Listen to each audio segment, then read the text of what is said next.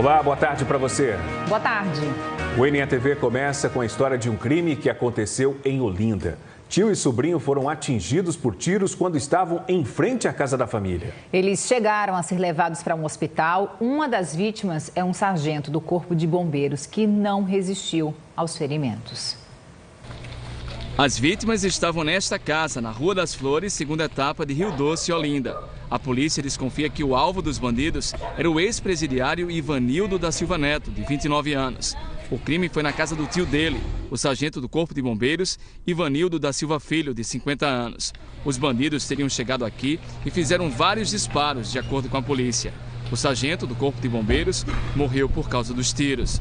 O sobrinho dele ficou ferido e foi levado para o Hospital Miguel Arraes. O caso está sendo investigado pelo Departamento de Homicídios e Proteção à Pessoa. O inquérito será encaminhado para a Delegacia de Homicídios da Divisão Norte, que vai apurar, confirmar ou não as informações iniciais e identificar as pessoas que participaram da ação. Esse crime vai ser investigado também pela Delegacia de Rio Doce, em Olinda. O corpo do sargento dos bombeiros foi levado para o IML do Recife. De acordo com o Hospital Miguel Arraes, em Paulista, o ex-presidiário Ivanildo da Silva Neto passou por uma cirurgia para a retirada da bala. O estado de saúde dele, de acordo com os médicos, é estável. A gente vai para um rápido intervalo. A seguir, mulher sofre abuso sexual dentro do metrô. E ainda nesta edição vai ter atendimento de graça da Defensoria Pública para quem precisa entrar na Justiça com um pedido de pensão alimentícia. O mutirão sobre pensão alimentícia é amanhã e o NETV vai te dar todas as dicas. Fique ligado. 12:02, não sai daí que o NETV volta já já.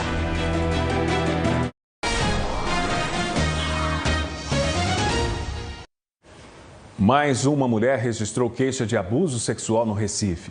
A vítima tem 21 anos e foi abordada dentro de um vagão do metrô. A notícia está no portal da Globo na internet, g1.com.br/pe. Em depoimento, a mulher contou que vinha sendo perseguida pelo agressor há 2 semanas. Primeiro, ele encostou nela. Depois, ele passou a mão pelo corpo dela. Ontem, depois desse segundo abuso, a vítima pediu ajuda e o homem foi detido e levado para a central de flagrantes, mas foi liberado. A delegada Ana Elisa Sobreira, na Delegacia da Mulher, contou que vai apurar por que esse homem foi liberado. Para a delegada, ele pode ser indiciado por crime de estupro, porque a mulher se sentiu ameaçada e foi vítima de violência. Nós procuramos a CBTU, a companhia informou em casos de assédio nas estações e em trens. A orientação é procurar de imediato um segurança ou um funcionário do metrô para que as medidas sejam tomadas. Denúncias também podem ser feitas por telefone. Anote aí, é o 3455-4566. Eu vou repetir, 3455-4566. Esse é o telefone da CBTU. Violência também na zona da Mata Norte. Foi uma tentativa de assalto ontem à noite a um posto de combustíveis de Vicência, que fica lá na PE 74. De acordo com a Polícia Militar, 2 homens armados que estavam em uma moto chegaram ao posto, renderam um frentista e tentaram roubar o dinheiro do caixa.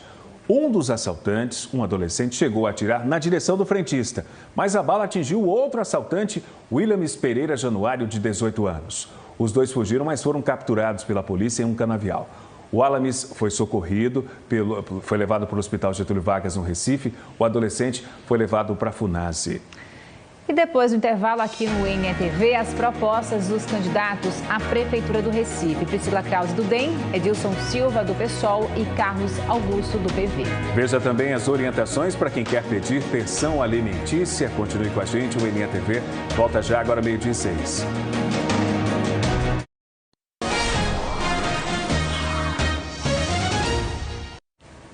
Durante esta semana, o NETV faz entrevistas com os candidatos à Prefeitura do Recife. O critério da TV Globo foi ouvir aqui no estúdio os candidatos que têm 5 pontos das intenções de voto na pesquisa de quinta-feira da semana passada, sem considerar a margem de erro. Para quem não atingiu esse percentual, a entrevista foi gravada com 1 minuto de duração, podendo ter mais 30 segundos para a conclusão do raciocínio. Na última pesquisa divulgada pelo Ibope, Priscila Krause, do DEM, teve 4% das intenções de votos. Edilson Silva, do PSOL, teve 3% e Carlos Augusto, do PV, teve 1%. Por ordem da pesquisa, vamos começar a entrevista com a candidata Priscila Krause do DEM. Ela tem 38 anos, é jornalista formada pela Universidade Católica de Pernambuco. Foi assessora da Secretaria de Justiça do Estado, assessora parlamentar na Câmara Municipal do Recife e na Câmara dos Deputados. Foi eleita vereadora do Recife pela primeira vez em 2004 e conseguiu se reeleger para mais 2 mandatos. Em 2014, foi eleita deputada estadual. Candidata, boa tarde. Seja bem-vinda ao NTV Primeira Edição. Boa tarde a todos que estão nos assistindo. Bom, a partir de agora, seu tempo já está contando de 1 minuto. A senhora fala do programa Trânsito Livre. Na prática, como vai funcionar esse projeto? Esse projeto tem por objetivo deixar as vias da cidade o mais livre possível, inclusive com o cumprimento da lei de carga e descarga de mercadorias, para que o tráfego possa fluir bem nas vias do Recife. A senhora também fala sobre recuperação das calçadas. Qual é a proposta? Hoje a responsabilidade é do morador. Pois é, a calçada ela é parte do sistema viário e precisa ser de responsabilidade do poder público. Então nós vamos transformar as calçadas do Recife em corredores de pedestres para que as pessoas possam trafegar com dignidade pelas calçadas. Como a senhora pretende usar a tecnologia na sua gestão? A tecnologia ela tem que ter um uso ilimitado e trazer através dela as soluções para os problemas do Recife. Por exemplo, a forma que a gente tem de padronizar o atendimento na rede de saúde é através da tecnologia e da organização dos dados. Bom, seu tempo terminou. Muito obrigada, candidata. Eu gostaria de agradecer e dizer às pessoas que essa é uma eleição de 2 turnos e que cada um vote no candidato que acredita. Perfeito, muito obrigada. Eu que agradeço. Agora vamos à entrevista com o candidato Edilson Silva, do PSOL. Ele tem 48 anos, é técnico industrial, na juventude fez política estudantil. Participou da CUT e foi coordenador do Movimento Negro Unificado. Foi candidato ao governo de Pernambuco nas eleições de 2006 e 2010. Disputou a prefeitura do Recife em 2008 e uma vaga de vereador em 2012. Em 2014, foi eleito deputado estadual. Boa tarde, candidato. Seja bem-vindo à NTV Primeira Edição. Boa tarde. Bom, a partir de agora o seu tempo começa a contar 1 minuto.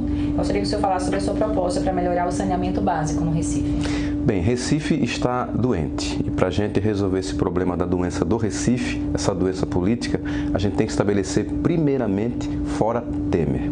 Essa é a primeira questão que a gente deve tratar. A segunda é estabelecer um processo de democratização da cidade. O que está doente e o que está ruim na cidade do Recife é a política. Se a gente quiser ter uma cidade saudável, a gente tem que ter uma prefeitura saudável. E a nossa proposta é garantir 100% de transparência na gestão da nossa cidade, na gestão da prefeitura, para que a sociedade possa estabelecer um processo de controle social sobre o que está acontecendo. Nós precisamos combater a corrupção endêmica que está corroendo a prefeitura e, consequentemente, a cidade. E é preciso que a gente conserte primeiro a democracia. A eleição que nós estamos vivendo agora, ela está absolutamente viciada, sem tempo proporcional para os demais candidatos e a gente precisa rever isso, senão a gente não vai consertar a nossa cidade. Obrigada, candidato. Agora a gente vai para as propostas do candidato Carlos Augusto, do PV. Carlos Augusto tem 54 anos, ele é engenheiro, foi presidente do Instituto de Planejamento de Pernambuco, CONDEP. Foi superintendente de Tecnologia da Informação e coordenador de Relações Institucionais da CHESF. No SEBRAE, atuou nas áreas de planejamento estratégico, pesquisa e comunicação. Essa é a primeira eleição de Carlos Augusto. Candidato Carlos Augusto, seja bem-vindo ao NTV. Boa tarde. Boa tarde, obrigado a vocês todos e você, telespectador que nos ouve, pode nos ver aqui discutindo as propostas do Recife. Seu tempo passa a contar a partir de agora. O senhor tem alguma proposta para despoluir o rio Capibaribe? Temos, é importantíssimo. A despoluição do rio quer dizer saúde. 50% da sua ida médico ao hospital é diz respeito à água que a gente ingere ou que a gente pisa. Então nós vamos começar a trabalhar a despoluição com 3 caminhos. Primeiro, a PPP da Compesa, é preciso que ela avance. Segundo, é importante que a gente comece a limpar os córregos. Nós temos 66 canais e córregos na cidade, é importante que a gente comece a limpar e entregá-los. E outra, a educação ambiental, nas escolas e nas comunidades. Na sua proposta de campanha, o senhor fala sobre geração de empregos verdes. Como são essas vagas e onde elas serão criadas? Em várias áreas da sociedade. Por exemplo, a cidade criativa é uma cidade que investe no audiovisual, investe na arquitetura, investe na gastronomia e também na geração de empregos que você pode fazer através do jovem. Nós vamos criar Bolsa Jovem Agente Ambiental. São 15 mil bolsas que vai ser para você jovem que não tem trabalho e com isso você pode ajudar a manter o seu bairro organizado, com praças e parques e jardins. E ao mesmo tempo uma capacitação para que quando a crise acabe você tenha espaço no mercado de trabalho. Muito obrigado, candidato Carlos Augusto. Obrigado a todos vocês. As entrevistas com Priscila Krause do DEM, Edilson Silva do PSOL e Carlos Augusto do PV também estão no nosso portal de notícias, o g1.com.br/pe. Amanhã você vai conhecer algumas das propostas dos candidatos Simone Fontana do PSTU e Pantaleão do PCO. Agora a gente vai para a previsão do tempo. Quinta-feira parcialmente nublada, sem chuva aqui na região metropolitana, máxima de 32 graus hoje no Recife, de onde a gente tem imagens ao vivo. Vamos falar mais de violência agora na Mata Sul do estado. De ontem para hoje, pelo menos 3 ônibus foram abordados por assaltantes nessa área. A Polícia Militar suspeita que os dois assaltos e também uma tentativa tenham sido feitos pelos mesmos bandidos. A primeira ação foi ontem à noite na BR-101 entre Chechel e Palmares. Depois, o mesmo grupo teria tentado assaltar estudantes que vinham em um ônibus de Caruaru para Catende. Esse ônibus foi abordado quando passava pela PS-120. De acordo com a PM, o motorista não parou e seguiu com o veículo até o centro de Catende. Os assaltantes fizeram vários disparos durante 15 minutos. O ônibus ficou cheio de marcas de tiros. O mesmo grupo teria seguido para a BR-101 entre Gameleira e Ribeirão, onde abordou um ônibus que seguia do Recife para Maceió por volta das 2 da manhã. Um policial civil que estava no ônibus reagiu, houve troca de tiros, uma mulher foi baleada e morreu. Um dos assaltantes também foi baleado e levado para o hospital de Palmares. Os policiais foram até a casa do bandido internado. Lá encontraram espingarda e objetos roubados de passageiros, como computadores e celulares. A empresa de ônibus Real Alagoas registrou ocorrência na delegacia de Ribeirão. A empresa disse ainda que está ajudando a família na liberação do corpo e no funeral da passageira. O corpo de Giovanice e Luciana de Lima está no Instituto de Medicina Legal do Recife. O policial civil Wellington da Silva Carvalho ficou ferido e está no Hospital da Restauração. O estado de saúde dele é estável. O passageiro Leandro Marques Amorim também ficou ferido. Não foi informado para onde ele foi levado. Um dos acusados de participar do assalto, Rodrigo Honório Bezerra, está internado no Hospital Regional de Palmares e o estado de saúde dele é estável. Eu conversei por telefone com um estudante que estava no ônibus que sofreu uma tentativa de assalto. Ele estuda licenciatura em matemática em Caruaru e estava voltando para casa em Catende, onde mora, quando o ônibus foi abordado pelos assaltantes. Me diz o que aconteceu ontem na volta da faculdade, por favor.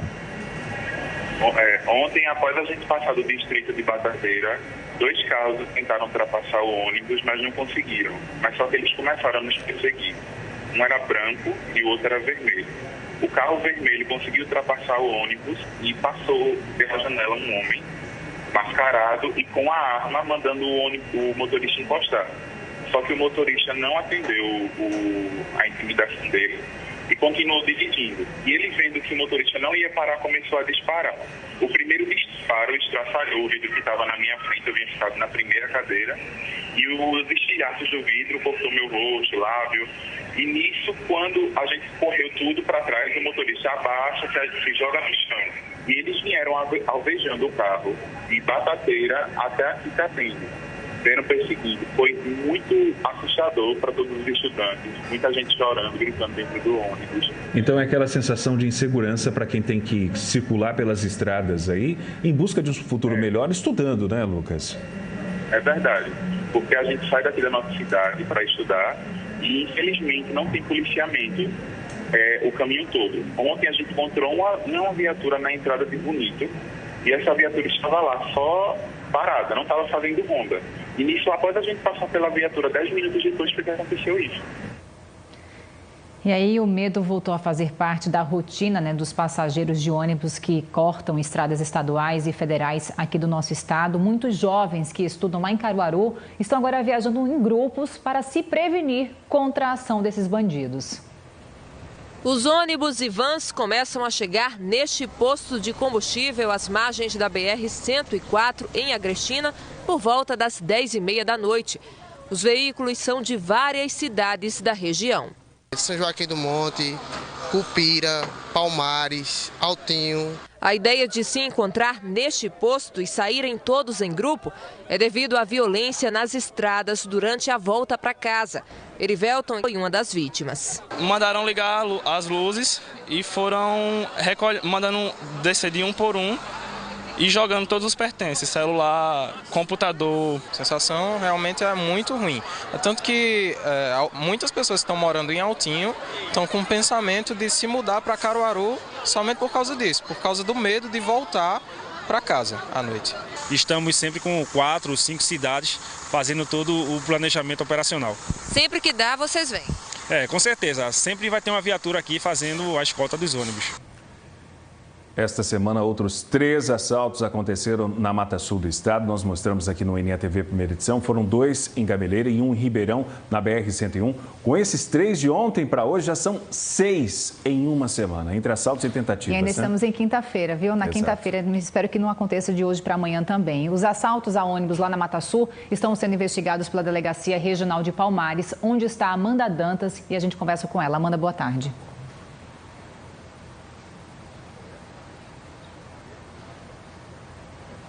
Olá, Clarissa, boa tarde, muito boa tarde a todos que assistem ao NETV primeira edição. Olha, eles foram trazidos aqui para Palmares porque onde se concentra o plantão é o maior município aqui da Zona da Mata. Eu conversei agora com a delegada Sônia Mouzinho, ela não quis dar entrevista, disse que estava largando do plantão, mas esses casos foram registrados aqui, a maior parte deles, exceto o de Catende, do ônibus de estudantes, e os outros casos estão sendo direcionados, foram registrados aqui, mas vão ser direcionados para as delegacias onde os casos aconteceram, onde vão ser feitas a investigação. A principal hipótese é essa mesmo, que o mesmo grupo está relacionado com todos esses casos. E a gente está aqui com esse grupo de estudantes, eles estavam no ônibus de Catende e eles vieram cobrar mais policiamento, escolta policial. Eu vou conversar aqui com o Paulo. É isso, vocês vieram cobrar o quê? Escolta? Depois daquele momento de terror que a gente passou, a gente se sentiu desacobertado. Então viemos aqui em busca de mais segurança. Qual foi a promessa da Polícia Militar? No momento eles deram uma escolta, né? Mas não queremos só por alguns dias, queremos isso para sempre. Porque tem gente com 3, 4, 5 anos ainda de curso pela frente. Ok, muito obrigado por suas informações. Agora a gente vai conversar com o repórter Bruno Gruber, que está em Jaboatão, na BR-101, e vai entrevistar a Polícia Rodoviária Federal. Bruno. Oi, Amanda, boa tarde para você, para todo mundo que está assistindo ao NETV. Eu estou aqui com o Cristiano Mendonça, que é chefe de comunicação da Polícia Rodoviária Federal em Pernambuco. Cristiano, eu já começo perguntando para você o questionamento desses estudantes e provavelmente de todo mundo que viu esse grande número de casos de assaltos nas rodovias. Como é que é a fiscalização? A Polícia Rodoviária Federal tem como ficar fazendo rondas e cuidar desses ônibus que estão circulando com os estudantes e também com outras pessoas pelas rodovias? Boa tarde. Boa tarde.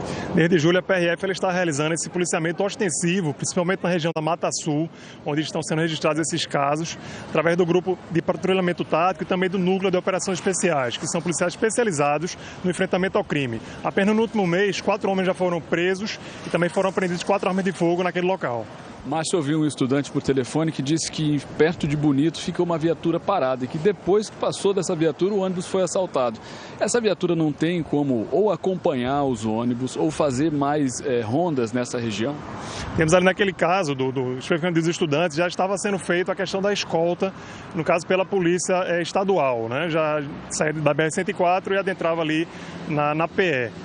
No caso da PRF, ela pode fazer essa escolta, esses comboios, desde que seja encaminhado aí também para a delegacia, tanto a questão do percurso que é realizado, né, por esses veículos, o horário e a quantidade de pessoas que fazem esse trajeto. Do ponto de vista da quantidade de policiais, é suficiente para patrulhar toda essa extensão das rodovias federais aqui no estado? Temos trabalhado de forma planejada nesse sentido, como ele disse, através desses grupos especializados e também até o final do ano estaremos reabrindo o posto de Água Preta, que fica ali próximo a Ribeirão, a Palmares, que é essa zona mais crítica. Como é que esses estudantes podem ajudar ou podem solicitar um apoio da Polícia Rodoviária Federal para se sentirem mais seguros nesse trajeto, principalmente da faculdade para casa e também as outras pessoas que estão circulando ali nos ônibus intermunicipais?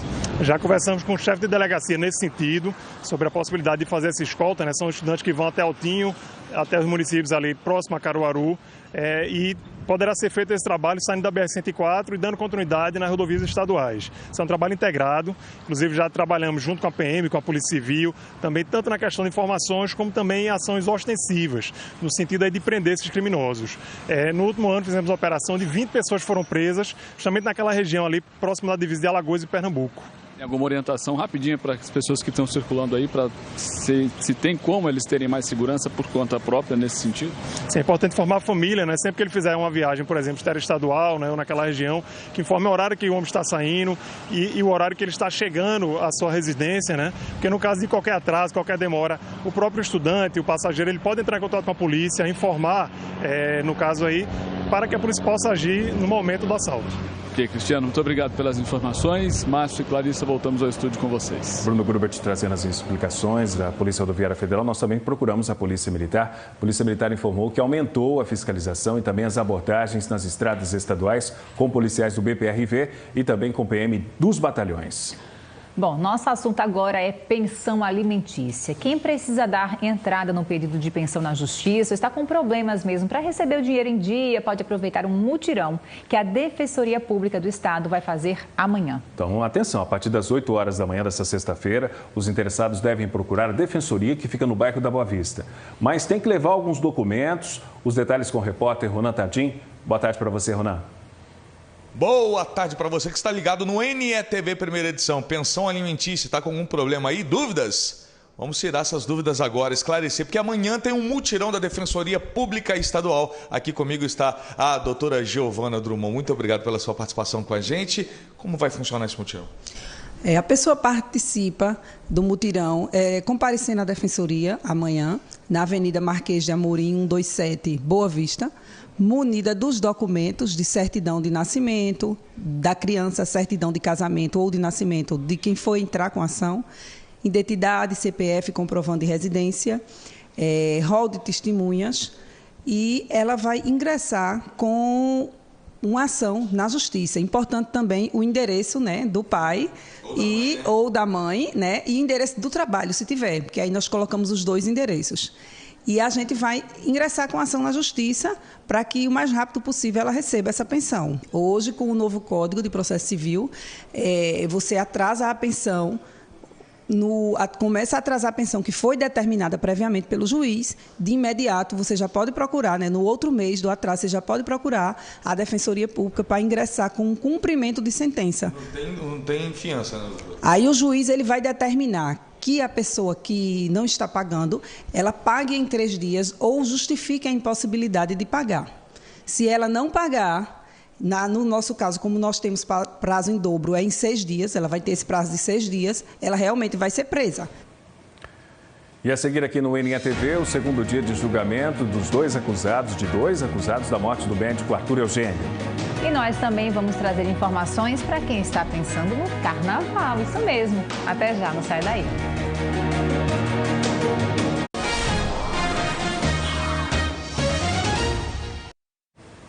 Estamos de volta com o NETV. Hoje é o segundo dia do julgamento de 2 dos 5 acusados pela morte do médico Arthur Eugênio. O crime foi em maio de 2014. As sessões acontecem desde ontem lá na primeira vara do Tribunal do Júri de Jaboatão.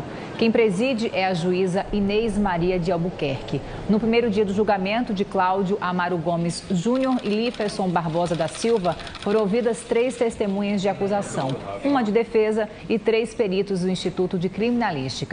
2 testemunhas de defesa foram dispensadas e uma não compareceu. Hoje, segundo dia, está programado o início da exibição de vídeos dos depoimentos de 24 testemunhas chamadas pelo Ministério Público e pelo assistente de acusação.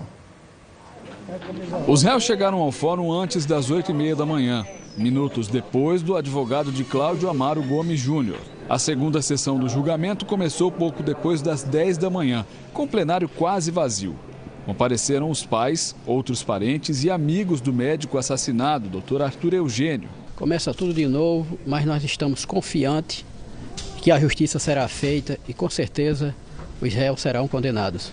Hoje começam a ser exibidos vídeos com depoimentos de 24 testemunhas que foram gravados durante as investigações e as audiências anteriores ao julgamento. Se todas as etapas seguirem como previsto, o resultado do julgamento deve sair só na próxima terça-feira. Vamos voltar a falar de violência, porque em Olinda, um homem estava numa parada de BRT hoje de madrugada quando teve o celular roubado e ainda levou uma facada no braço. De acordo com a polícia, ele foi vítima de 3 ladrões, entre os ladrões, uma adolescente de 15 anos. A jovem foi apreendida e um dos homens foi preso. O outro conseguiu fugir. O delegado Ademir de Oliveira disse que a vítima sofreu um ferimento leve e já foi medicada. Nós temos informações para os motoristas. O tráfego está bloqueado desde as 9 da manhã lá na PS60, na ponte que liga São José da Coroa Grande a Barreiros. Moradores de São José fecharam a passagem dos carros nos 2 sentidos para protestar contra a violência. De acordo com o Batalhão de Polícia Rodoviária, neste momento, o congestionamento é bem grande, não tem previsão para a liberação da estrada. Fechou aqui a ponte São José da Coroa. E aqui, agora no NETV, você confere as dicas para os estudantes. No Projeto Educação, o tema hoje, redação. A redação do Enem tem um desafio extra: apresentar uma proposta de intervenção respeitando os direitos humanos. A ausência dessa proposta na sua conclusão penalizará sua redação em 2 pontos. Mas não é uma proposta qualquer. Ela não pode ser vaga, desconectada do desenvolvimento, utópica ou derrotista. Não é nada legal terminar um texto dizendo que não há solução para este problema. E o que seria desrespeitar os direitos humanos? Você não pode ferir o direito à vida, atacar as minorias, nem fazer discursos de exclusão. Mais detalhes? Acesse g1.com.br/pr.